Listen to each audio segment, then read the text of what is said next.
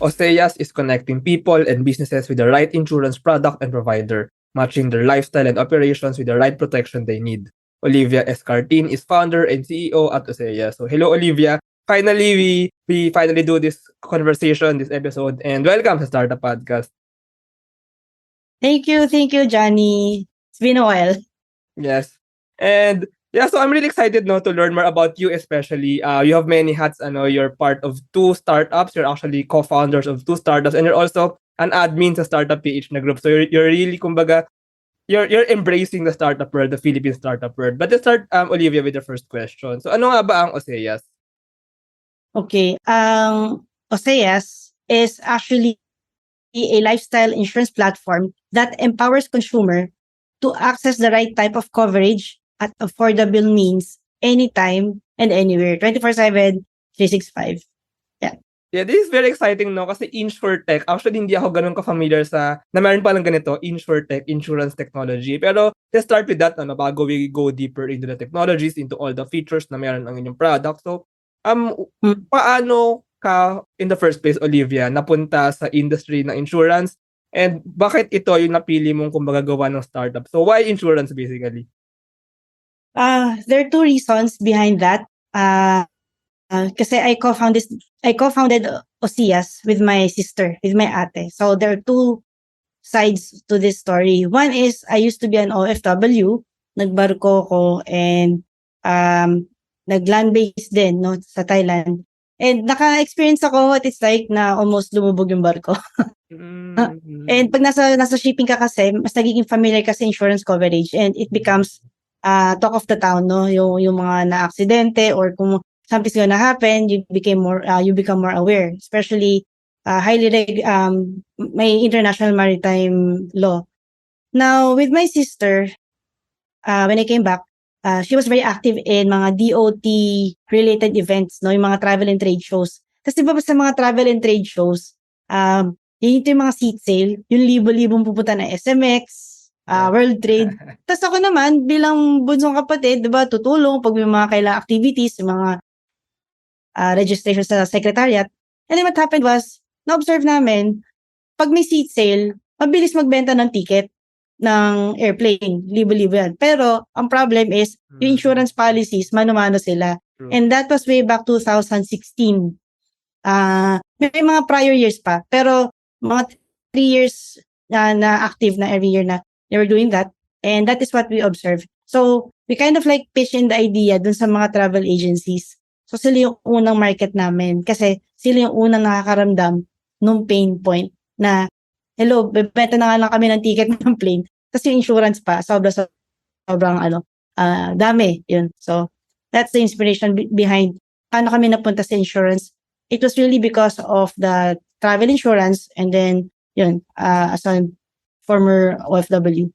Yeah, ang galing actually. Pero first of all, linawin na natin maybe our listeners para din malaman ng mga nakikinig ko ano nga ba talaga ang insurance. Kasi I think yun nga na discover mo itong kahalagahan na to when you're working sa barko. Kasi insurance is actually really basically protection, 'di ba? Kasi sa buhay natin, minsan may mga risk na pwedeng hindi ka naman maapektuhan. Pwedeng sa buong buhay mo hindi ka I mean kumbaga nasa barko ka, nasa aeroplano ka, hindi mag-crash landing, safe ka ganyan. Pero may risk na pag nangyari yung risk na yun, sobrang lala ng epekto sa iyo sa buhay mo. I mean, financial, physical, ganyan, 'di ba? So, with insurance, parang as much as possible, pinoprotect natin ang ating mga sarili para pag mangyari man yung risk na yun, nalo-lower yung effect. Kumbaga, nasi-share siya, nadi-distribute siya, and hindi ganun kalala yung mangyayari sa iyo. And now you're helping the travel agencies, yung mga dapat mag-offer ng insurance to be able to basically give more or provide more insurance sa mga taong dapat nag-a-avail nito.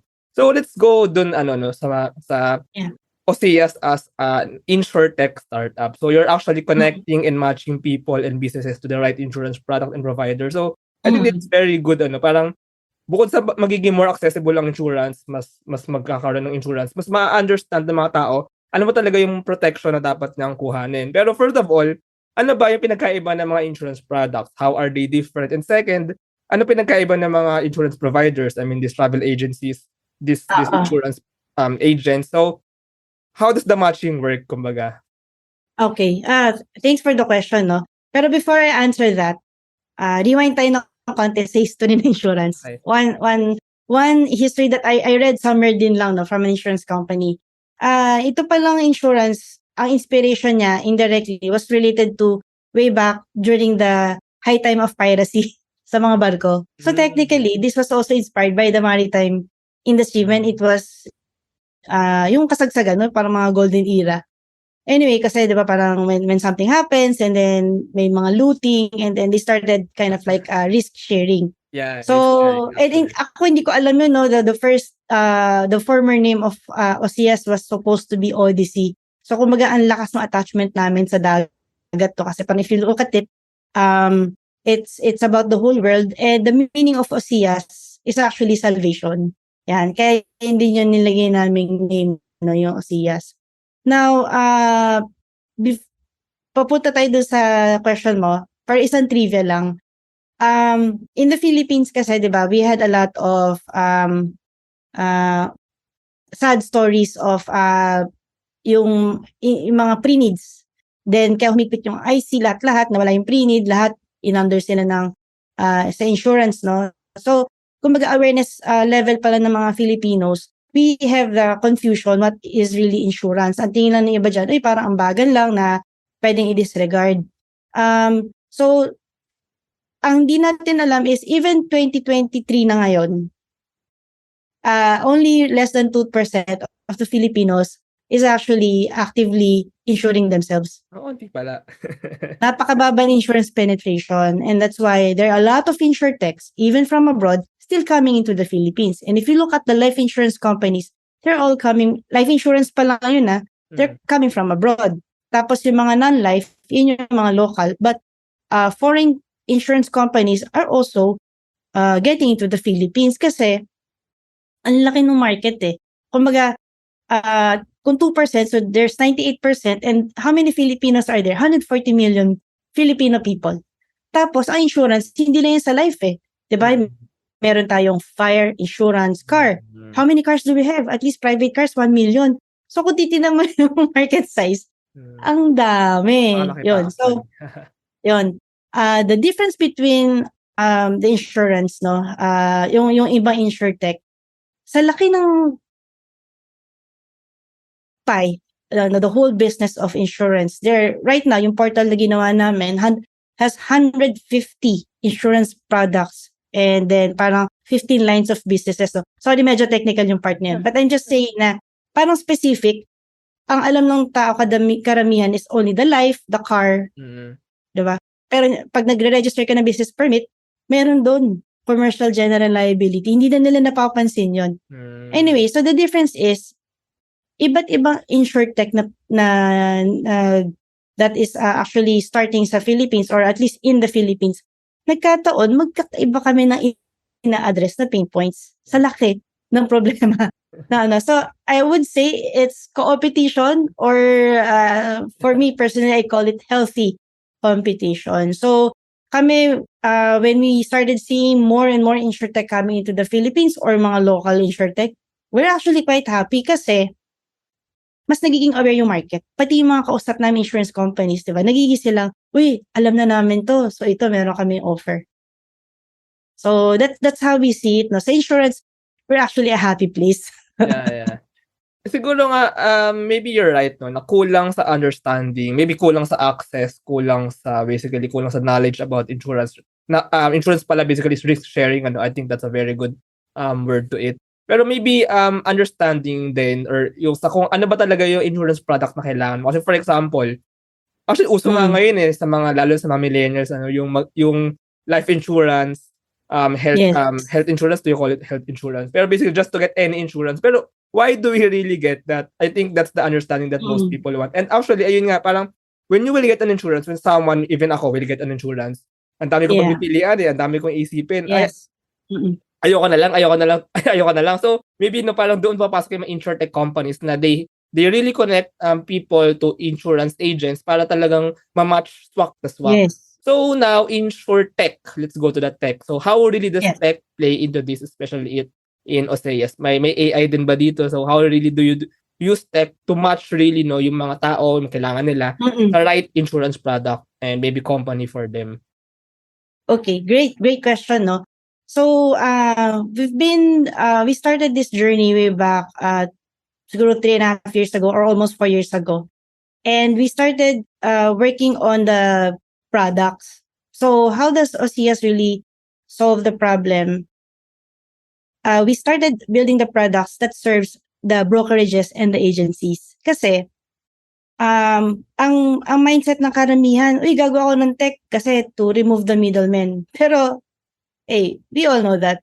Ano nangyari? Yung tech yung middleman, di ba?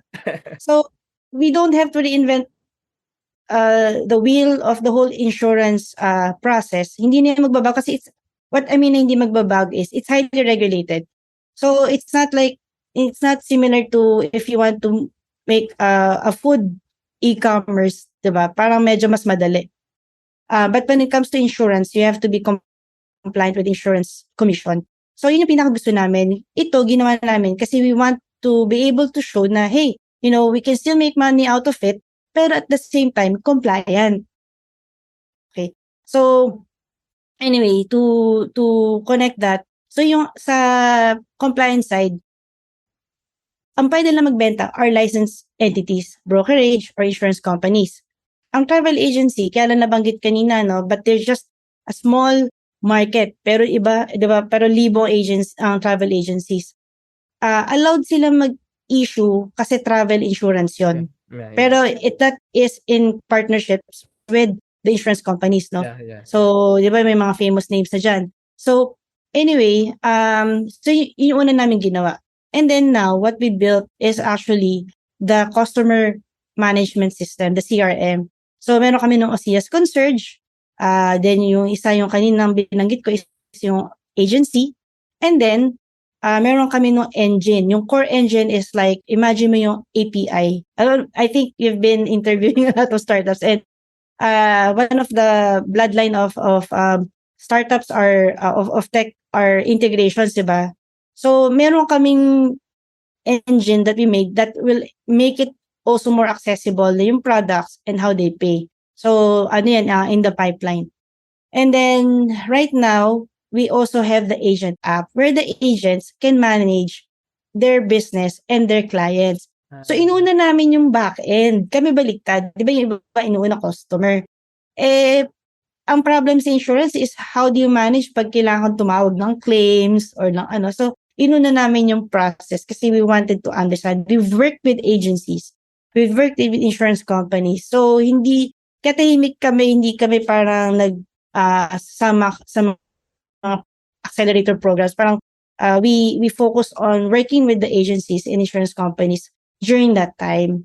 Yun. So, ngayon, makakagawa na kami we're now about to launch a mobile app that is serving yung lifestyle ng customers. So, yun yung matchmaking. So, at least, when the customers log in yung potential market natin o yung mga nakakuha ng insurance sa amin, at least, masaserve na sila on the back end. And so, dinescribe ko lang. Very specific. Yeah, I think it's very amazing. And actually, totoo na napaka-complicated actually yung pagbenta kumbaga ng insurance. May mga insurance, actually, the main establishments are the insurance brokerages, diba? Sila yung parang talagang, sila yung only entities na allowed or legal to sell insurance. Yes. And then, under them, they have insurance agents. Ito yung mga galamay na nagkalat sa buong Pilipinas. Yes. And sometimes they also partner nga with travel agencies. Actually, with transportation companies din minsan, diba? Yung mga automatics na insurance na kasama sa tickets, sa travel. So, sa ganun paraan na may benta ang insurance. Pero, parang ang client, kumbaga Oseas is actually like a B2B, right now, no? A B2B and actually a B2A, no? Meron ng B2A, B2 agent, kumbaga, B2 agent. Parang yung mga agents na tutulungan sila through tech, yung insurance company tutulungan through tech to be able to make the process more efficient, yung pag-provide ng insurance sa mga clients, sa mga customers. Now, meron rin kayong B2C, is that right? With the inyong develop na app, ano? So, can you just know a little bit about this lang, no? Yung kumbaga paano gagamitin ng mismong customer, ng mismong tao who want to avail insurance itong app ni Oseas? So, ang naging approach namin, I guess the positioning that we discovered after a few years, no, uh, we are actually an enabler. Kasi we're basically the tech. We're not an insurance company. We're not an insurance agency. So, talagang B2B kami kasi it has to pass through an agency or brokerage or through an insurance company.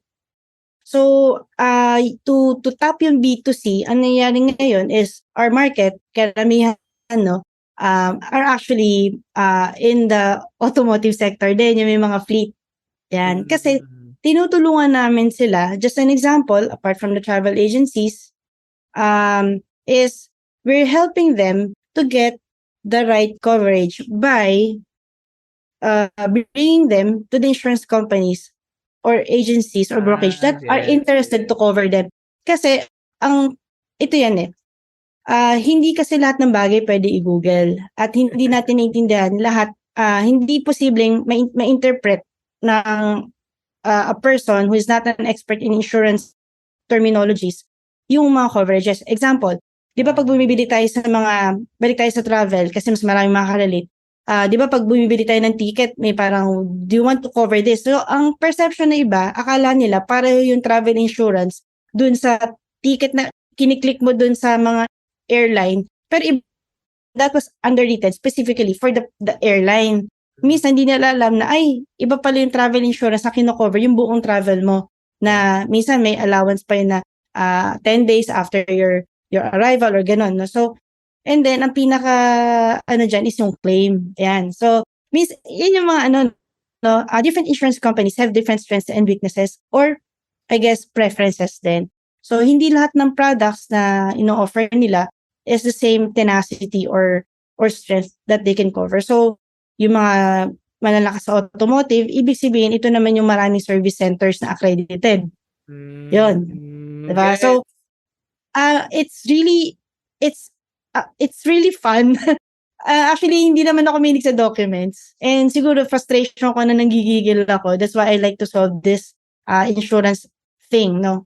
And then, ang wish namin one day is that when we are able to gather more market, ganyan, is kung ano din yung mga gusto nating i-push or maitulong sa government, no, sa Insurance Commission if they want to do something. Kasi you mentioned AI. Before kasi automating anything, you have to have a seamless process, di ba? Hindi siya perfect. Pero we have to see a process that can be repeated so many times. And none of us in the Philippines have a shared data about that. So we ourselves actually have to build that information. So before we even jump to AI, we have already been working on those data points, no? So kaya parang iba't ibang of the business yung ina-address namin. Yeah, those are actually very good insights. Tama na information muna, knowledge muna bago i-streamline yung proseso. Kasi kung mali yung prosesong, kung mali yung utak at minamadali mo through AI yung proseso, minamadali mo yung pagkakamali, kumbaga, 'di ba?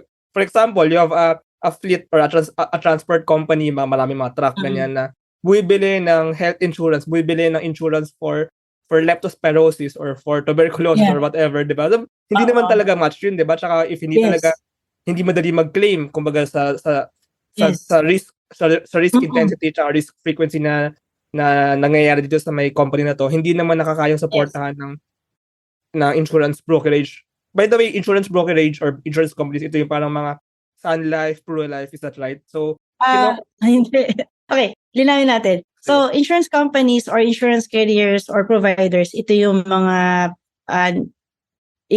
katulad ng mga let's say, Malayan, Standard Insurance, ito yung mga non-life. Yung life insurance, medyo iba yung gameplay nila, no? Kasi these are, madalas hindi to available sa mga katulad namin. Hindi sila, they have a different protocol na yung mga life insurance, no?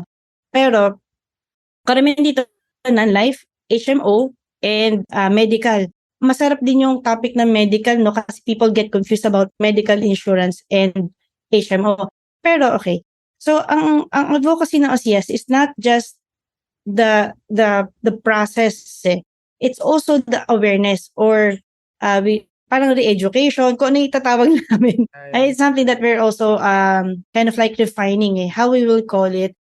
So, we also want na maging vehicle tayo in re-educating the population on what is really about insurance, or at least maging aware. And siguro lang just to share, 'di ba ang pinpoint natin lagi is also fraudulent activities. So, yan yung maitutulong din ng Oseas, no? It's also not just helping the customers, but addressing the pain points of the ang intermediaries, ito yung mga brokerage and agencies. And then, at least yung mga insurance companies, mas makaka-reach na sila dun sa market kasi, naghihintay din yung mga market namin na nakausap na years ago. So, ganun ka tough yung industry ng insurance, no? And we're thankful that the government has been very supportive, especially when COVID happened. Actually, if COVID did not happen, mas mahirap-hirap pa rin yung sitwasyon ng InsurTech. Naging open yung mga digital natin sa mga compliance side. Yeah. So it's very complicated. I mean, napakaraming insurance, napakaraming nangangailangan ng insurance. So you really basically do the connecting, the matching, and kumbaga tama yung connection. So you're actually making the network smooth. The Yes. person, I mean, that yung pinaka-end person, maybe vehicle driver or just a normal person. Tama yung nabibilihan na broker, and yung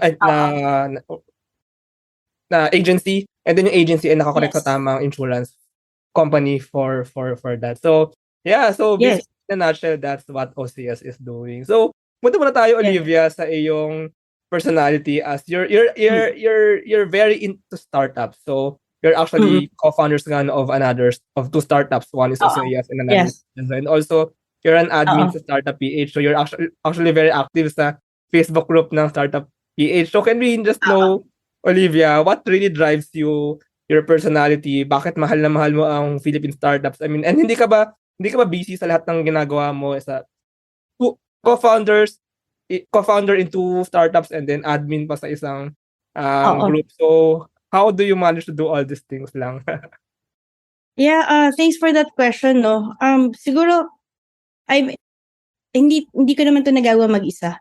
I was really more of siguro tawag dito incidental or circumstantial, that we realized that no one else can best represent the business o yung values that we want unless kami.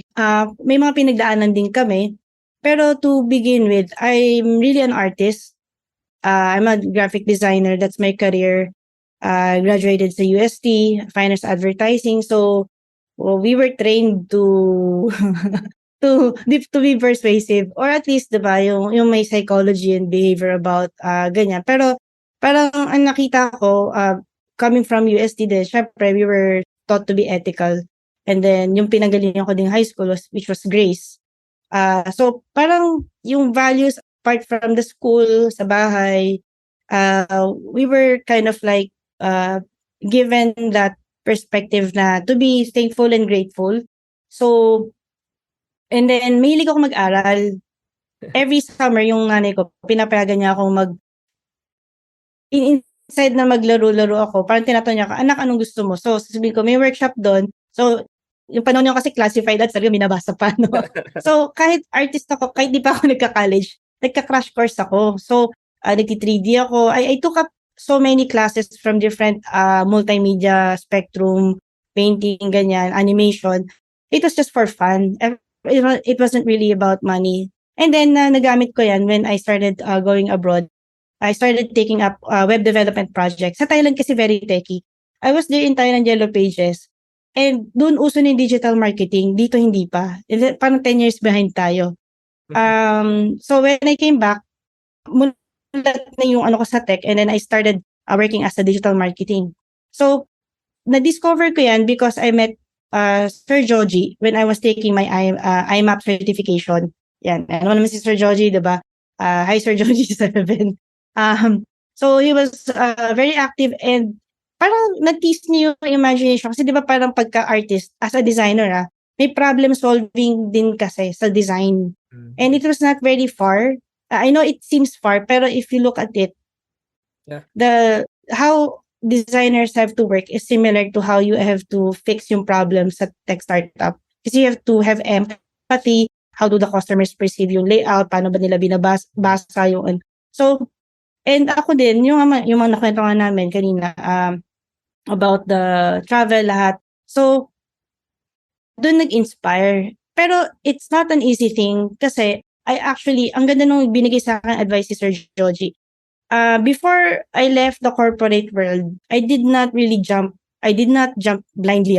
Ang ginawa ko was, I was offered a job by a different company, but I had to start taking care of our dad. So, parang nag-offer ako na hire me as a company. So, ano nangyari, instead na tinanong ko nun si Sir Joji, sabi ko, anong maganda, may startup idea ko o magtatayo ka ng service agency, marketing agency. And ayun, so before I took the leap of startup, I actually have a digital marketing agency. Yan ang ginagamit kong bootstrap. So it's not something that 'di ba ang startup kasi you have to spend on with your own money, hindi ka naman makakahingig basta-basta. So at first I ran the digital marketing agency for 3 years before I actually founded yung Oseas or formerly Odyssey.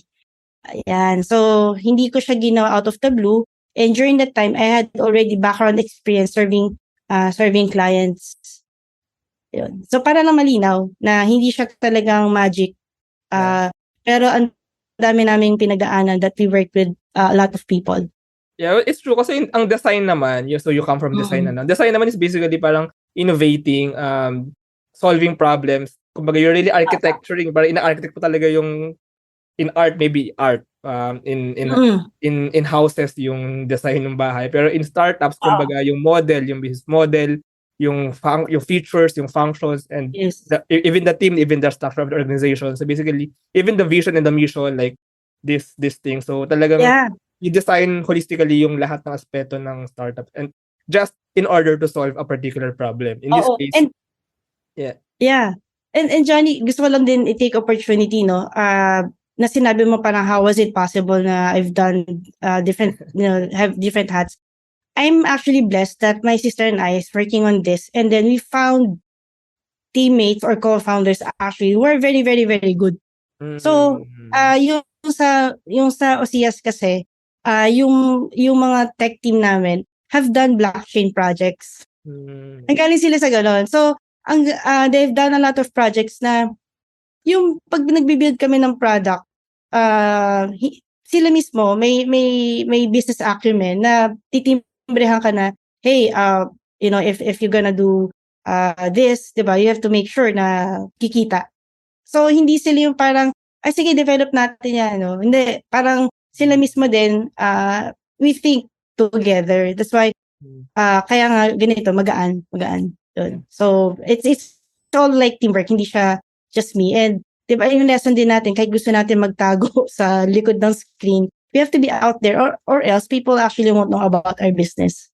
Yeah, it's actually very complex, first of all, finding good team members. You design the team, and then the team designs yung model nung startup ng business. Yeah, so you shared some lessons, Olivia. Pero can you just share maybe what are the greatest lessons you have learned? Maybe parang sharing tayo dito ng mga payo, ng mga advice sa mga nakikinig, Parang ano ba yung greatest lessons that you have learned in the startup world that maybe you can share na maaari din makapulot ng lessons ang mga nakikinig nito ngayon. So maybe can you just share a few lessons lang? Sure. Siguro narrow down ko sa three highlights. One is, lagi ko ito sinasabi, know yourself. Madalas kasi feeling natin parang we know what we want, pero hindi tayo familiar sa sarili. Kasi when you know yourself, you know your strengths, you know your weaknesses, then you know what to address. So there's a side of acceptance din doon. And then next to that is humility. Kasi ako din, nilulumod ko din yung pride ko. As yung normally we would have this kind of thinking na, hey, I like this, I want this. But you really have to listen to your customers. You have to listen to the market. You have to listen also with the compliance. I know that some businesses or parang sasabihin ng iba, gawin mo muna to. Just an example. 'di ba nauso yung mga parang mga scammy websites, yung hindi naman talaga totoo pero akala ng mga Pinoy kasi ang ganda-ganda ng pagkakagawa, sign up ng sign up, 'di ba? So isa yun sa mga reason na we didn't want to do that kind of like, i-test mo muna, i-validate mo kahit di ka pa paano compliant. So parang binaliktad namin, inalam namin how to be compliant kasi segue na konti, I also was a contractor sa National Privacy Commission. So I had a good background. So yun yung second na yung humility. Yung parang kahit excited ka, kahit meron kang iniisip na parang ay to, pero you have to listen first and you know, be pragmatic dun sa approach. And then third is really prayer. There are things that we can never control, and if you believe in God, hingi ka lang ng tulong sa kanya. Kasi ako hindi ko din alam how I was able to manage this, for a certain number of years, ganyan. And then ngayon, we also revamped our co-founding team. May mga dumagdag na sumali. So excited ako sa next time na namin ano. Pero nakakatuwa kasi mga knowledgeable in their different respective areas. So at least I can focus more on the business side. Yeah, maraming salamat, Olivia. But I think those three actually boil down to parang when you have a startup, when you're building a startup, when you're doing a startup, put yourself below or behind the startup. Hindi nauna yung pride, hindi nauna yung ako, yung you're a founder, you're a CEO, pero hindi naman porket you're a founder and you're the CEO, you're the boss. Ikaw dapat masunod. You're following the market, you're following your customers, and you're following as well your teammates, your co-founders, your basically, I mean, startups and people should be behind startups. I think somehow it boils down to that. Yeah, so let's end this conversation, Olivia. We lagpas na tayo ng 30 minutes ano. So ano lang ba ang vision ng Oseas, and maybe what's your vision further in your startup in your startup life? Ano ba nakita mo in the future? And also with InsurTech, with insurance accessibility, parang sabi mo kanina there's 98% pa na natitira sa pie ng Yes. market. So are you planning to like really take over at 100% na mga Pilipino ay magkaroon ng insurance at ma-connect sa mga dapang insurance for them? So Yeah, how do you see lang this in the future? Thank you for that question. So one of our mission is really to increase yung insurance penetration in the Philippines. Kung less than 2% ngayon, if we can make it 5, if we can make it 10, diba? That would be amazing. And then gusto din namin ang Oseas maging global. It doesn't stop here in the Philippines. So it's very interesting. Actually, there's a lot of opportunities that other partnerships and investments are also very interested in this. In what we're doing. Medyo ni position nga namin siya na InsurTech fintech kasi meron din kaming component adding yung how to pay yung installment. Yan. Kasi to make it affordable. Yun yung part na making it affordable. So, yun yung ina-address namin yung market. Yeah, pero just to mention lang no, kasi marami sa mga in the Philippine startup world right now, madaling pastenga ng mga tao yung mga startups na talagang really making it out into the news, parang they fundraise a lot, pero those who join top incubator or accelerator programs, si Oseas medyo tahimik ito kasi also with the B2B naman, with the B2B startup, correct me if I'm wrong parang when you have the company that you're working with, when you have companies that you're working with, you don't need a lot of fundraising, you don't need a lot of parang spotlight, diba? You're just serving and you're just building your tech para ma-solve talaga yung problema. How, can you just speak to this? I mean, parang OCS is really parang working behind the shadows Parang can you just give your thoughts lang no bago tayo okay, so maganda yung actually this is the perfect moment we're having this podcast no kasi if you asked me about this years ago, I had a totally different perspective. So first, it was okay that we did all the operational things that worked on this kasi nag-focus kami and then yung the whole operation kasi yung kung maging product market fit namin mas exposed, mas kita namin because mas malinaw sa insurance yung situation. Now, we were actually encouraged to join an incubation program pero we're going to aim for R&D. Yan kasi hindi naman kami parang the direction that we want to do is more of analysis Yun. So i-share namin yon. Actually, sige, ganito na lang. We're actually going to be part of Mapua na TBI. Yeah. Yan. So, kasi, ito na yung part that we want to understand, to get help. Ito yun yung humility side, no? We want to get help din na paano ba to R&D makakatulong dun sa ginagawa namin. So, open book naman kami dun. At least, we have our core products making the business. And now, it's a good time to do R&D. Yan. Yeah. So, nandun din naman kami.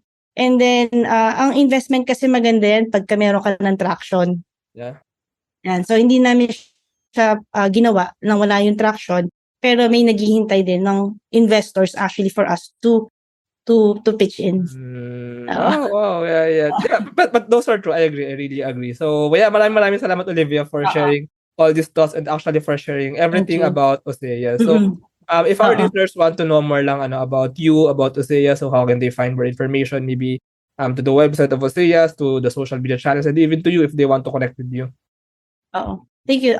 So first is if they want to know more about Oseas, they can visit oseas.tech, or they can also message me on Facebook, on LinkedIn. And if you're an insurance company, if you want to reach out to us, or if you're a aspiring tech startup founder, siguro ang gusto ko lang sabihin is lahat tayo magkakaiba ng journey. So no pressure, just get into the flow and love life. Ano ba yun? Teka lang, ano yan? Diba? And enjoy lang. Yeah, that's true. Life is still much more than your startup. So maraming salamat, Olivia. Thank you so much, Johnny. Thank you. Thank you so much. Thank you. Bye-bye. Thank you very much to our 30 patrons. This episode is super powered by TechShake, Asia's most active Philippine-based startup ecosystem builder, creating bridges with investors, corporations, and governments. One CFO, the tech-enabled CFO, bookkeeping, and tax services for startups and SMEs. Pinoy IP Works, capture your startup's value proposition through patent and trademark protection. Pocketworks, the leading enabler and only Internet of Things social enterprise in the Philippines. Looking for buy and sell online with Sigurado sellers. NutriCoach, the all-in-one productivity tool for dietitians and nutritionists. Benjoy's food products, the home of premium bacon ends, tapa, and tocino. And D-Buzz, microblogging app powered by the Hive blockchain, promoting freedom of speech and content ownership. This episode is powered by AltSwitch, ePlayment, Tuala, and Hive Energy PH. AskLex PH Academy is our official e-learning partner. Get certifications on Lean Six Sigma, project management, data science, and many more. Support the podcast through the links in the description.